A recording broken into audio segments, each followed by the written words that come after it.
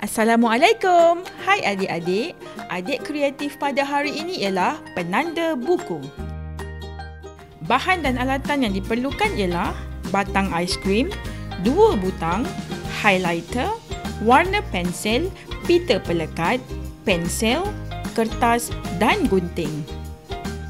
Langkah pertama, lukiskan gambar bunga menggunakan pensil.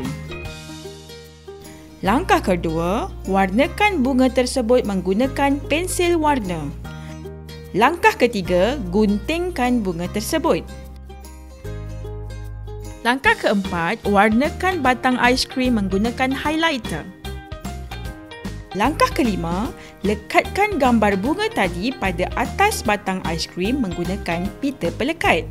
Dan langkah terakhir, lekatkan 2 butang pada batang aiskrim menggunakan pita pelekat. Selamat mencuba adik-adik!